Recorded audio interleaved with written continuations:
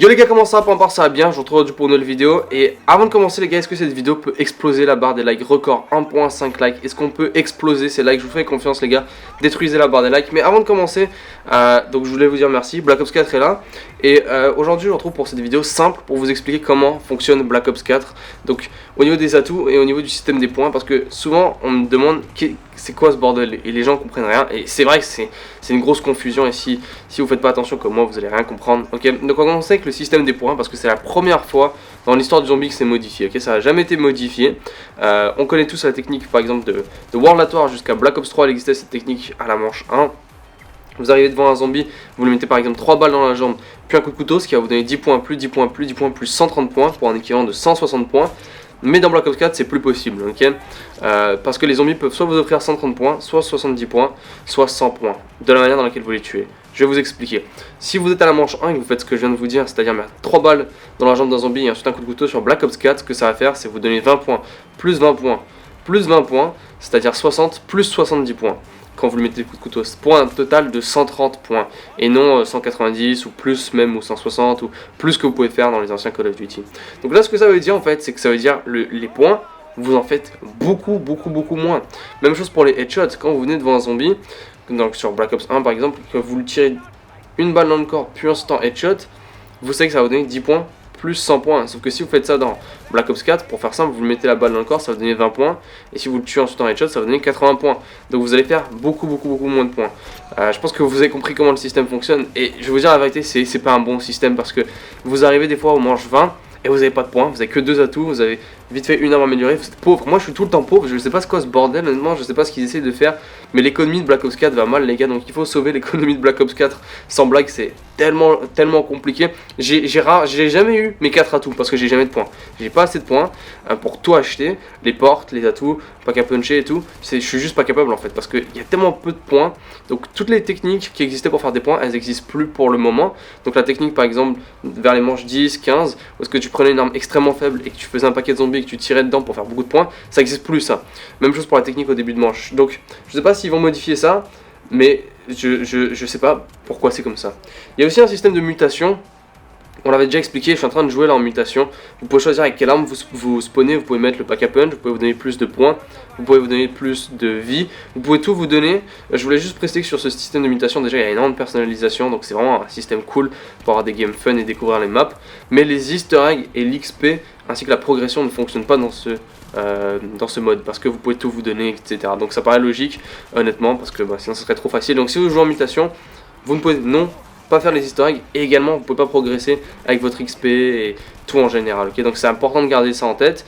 Néanmoins il y a 4 difficultés que vous pouvez choisir au début de partie dans Black Ops 4 qui partent de facile à réalistique, et là même en facile ça compte pour votre progression d'XP, pour tout, donc mais même en facile ça reste quand même légèrement dur honnêtement. Donc on va aller au niveau des atouts, parce que oui, Mastodonte est retiré, double coup est retiré et Speed Cola est retiré, donc à la place il y a 14 atouts.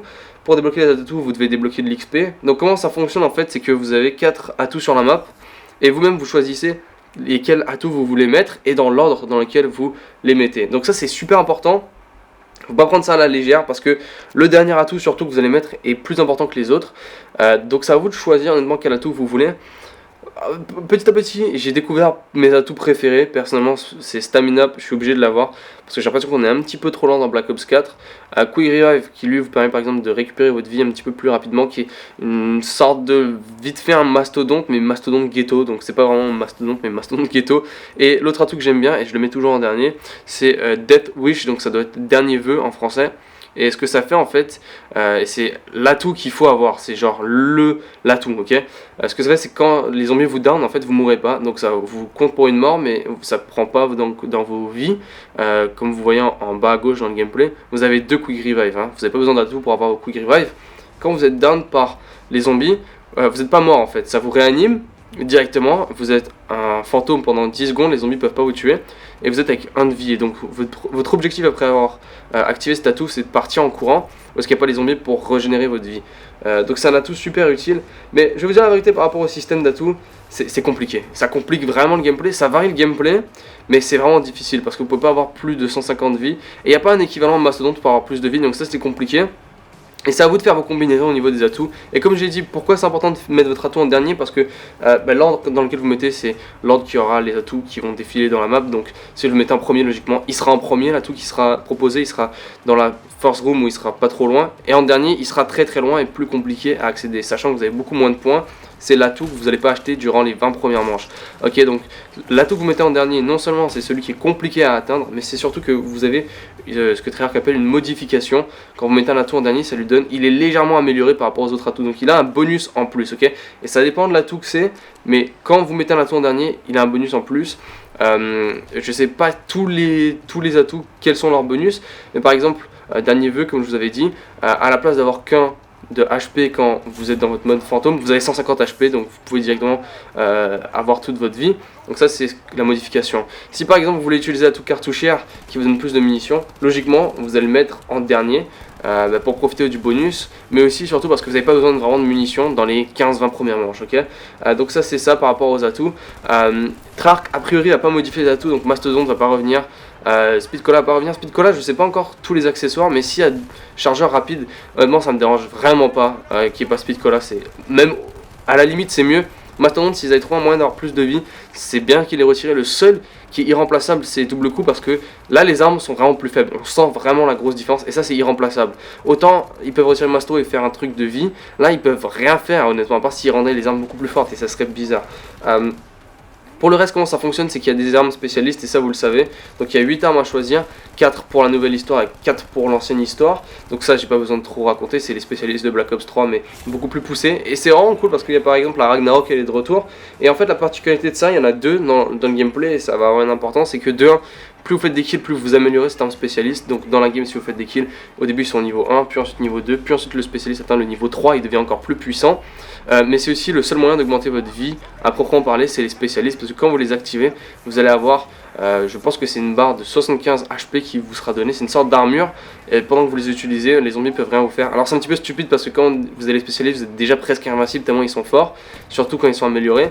Donc en temps général, vous n'en avez pas trop besoin, mais si vous êtes dans la merde, vous pouvez sortir une Ragnarok, mettre un coup, et vous avez l'armure en plus, c'est top. Donc ça c'est comme ça que ça fonctionne. Il y a aussi un des talismans, et pour l'instant j'ai pas débloqué vraiment de talisman, mais il y en a beaucoup, c'est vraiment la grosse nouveauté, c'est ce qui remplace, en fait ça remplace rien vu que c'est totalement nouveau. Vous mettez un talisman en début de partie et ça peut vous faire différentes choses, donc il y en a une grosse catégorie, c'est à vous de voir comment ça fonctionne. C'est comme les Gobblegum, mais ça fonctionne pour les atouts par exemple. Donc il y a un talisman qui vous permet de réduire le coût de 50% d'un certain atout, ou du pack a punch. Au début de game, vous l'activez le talisman et il dure toute la partie, ok. Donc ça va être très important comment vous allez choisir votre talisman, ça va vraiment changer votre gameplay totalement. Donc pour les élixirs, je vais pas vous donner toute la liste des élixirs, ça remplace les Gobblegum. Vous en choisissez 4 à la place de 5, donc sur Black Ops 3 c'était 5, mais il n'y a plus besoin d'aller aux machines à Gobblegum. Tout ce que vous faites c'est choisir sur votre pad, donc votre manette, quel Gobblegum vous voulez activer et vous pouvez activer. C'est super simple, beaucoup moins cheaté que sur Black Ops 3, c'est beaucoup plus équilibré, c'est plus intéressant. On verra comment ils vont rajouter des nouvelles Gobblegum et plutôt d'élixirs, mais je vais sûrement les appeler Gobblegum, vu que je suis habitué à Gobblegum, vous aussi je pense. Et ce que Jason Blundell a dit, c'est qu'il a aussi fait un stream, ou est-ce qu'il était sur un stream en fait avec des développeurs de Treyarch, où est-ce qu'il a un petit peu parlé de ce qui allait venir durant le week-end entre autres, et il a dit qu'il allait modifier entre autres le système de points. Donc je suppose qu'on va avoir plus de points, j'espère que ça va revenir à ce que c'était avant, parce que je suis tout le temps pauvre honnêtement, je suis juste tout le temps pauvre, je peux rien faire.